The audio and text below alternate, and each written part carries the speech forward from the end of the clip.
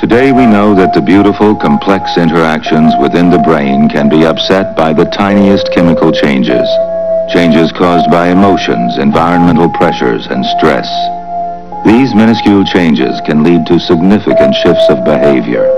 But how feelings and emotions work and how exactly behavior is affected by chemical changes is still largely unknown. Anxiety and stress are the buffer between an event in the world I must interpret and the way I'm going to respond to it.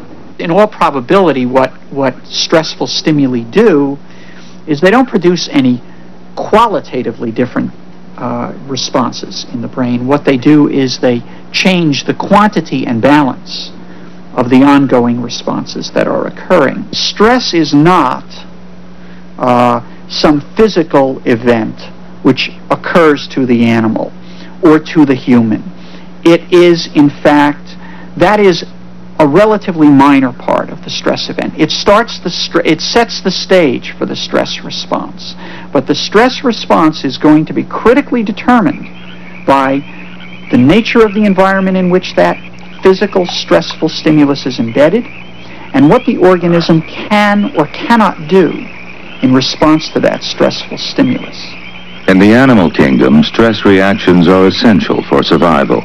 Approaching danger triggers the so-called fight or flight reaction, making new energies available for the big getaway.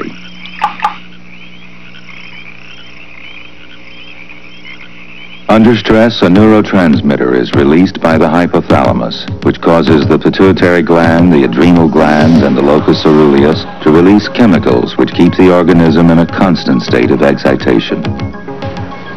An air traffic controller comes to work at the Montreal Air Traffic Control Center. His name is Claude Bizarro. Airports depend on controllers like Bizarro. Air traffic controllers are subjected to high levels of stress on the job. At the start of every shift, Claude Bizarro has to read and acknowledge the day's memos. Bizarro, 40, is a married man with 2 children, and he's a loner.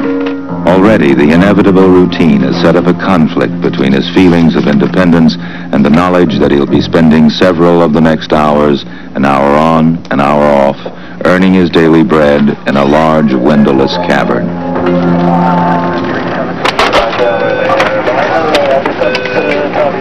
Yes, sir. Claude Bizarro spends his workday surrounded by high technology, guiding unseen pilots to and from Montreal's Dorval Airport. Working in both French and English only adds to the stress. Claude Belval, 40, with 2 children and a third due any day, is a friend and colleague of Bizarro. Belval makes several pilgrimages a day to purchase packets of his favorite stress resistor from the machine in the cafeteria. But even during the most boring moments, there is always the fear of losing track of one of the airplanes stacked up on the board. Montreal, you read me now? And watching over them all is the new young boss, another inescapable source of stress. You can't fight your boss, nor can you flee your job. No one can predict when an airplane will have a problem. 29.5? He reported level at 24 at my frequency. And the messages keep coming. Phone messages, boss messages, plane messages. 7075 Montreal, would you confirm that you're level 240? He says he's level 24 at Toronto, he's coming on 3563.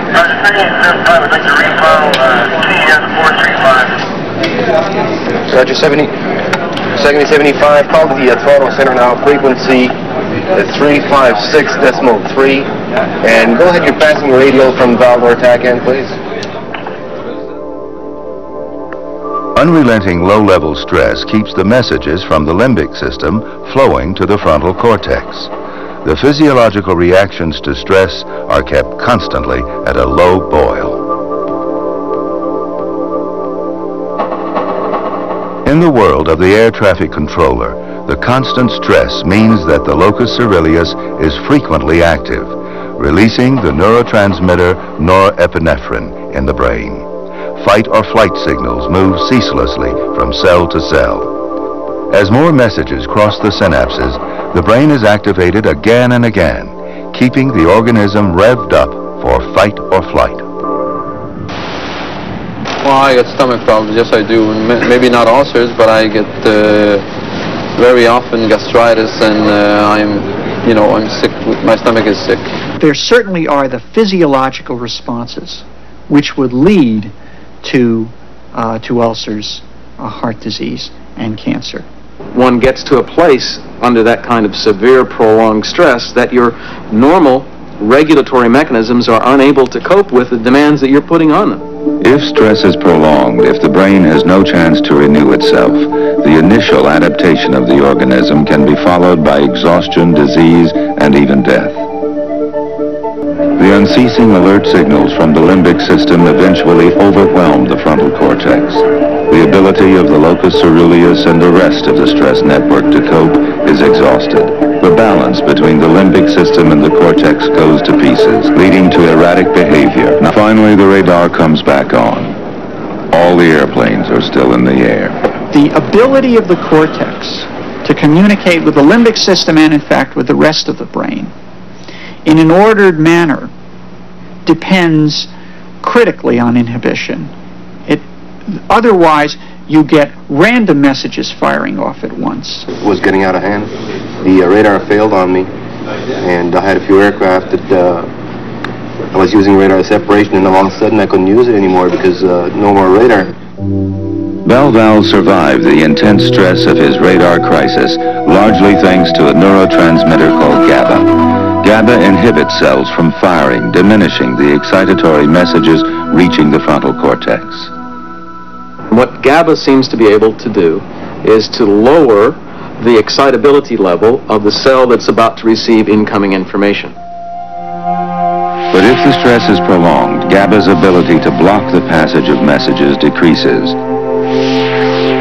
Soon, the usual process by which signals are rated for priority breaks down, and the frontal cortex is literally bombarded. Most of the time when I'm tired, it's after a painful session. I feel tired, physically tired. Must be mentally too. Many stress victims are helped by the benzodiazepine family of drugs, which includes Valium. Valium is a member of a class of drugs that seems to work by improving the effectiveness of GABA transmission. Valium addiction can occur, but the drug helps most people suffering from stress by enhancing GABA's inhibiting action. It prevents too many excitatory messages from reaching the frontal cortex. And where are the receptor sites most affected by Valium? Researchers in Copenhagen suspected they were concentrated in the parts of the brain most involved in our emotions. Their research helped establish that benzodiazepine receptor sites are concentrated in the limbic system. Receptors are seen as white specks. If the major lesson of 20th century biology is anything, it is that most neural tissue is involved in inhibition. In a sense, if you take away most of our brain, our behavior becomes disordered, not because we are turned off, but because everything is more or less turned on at once.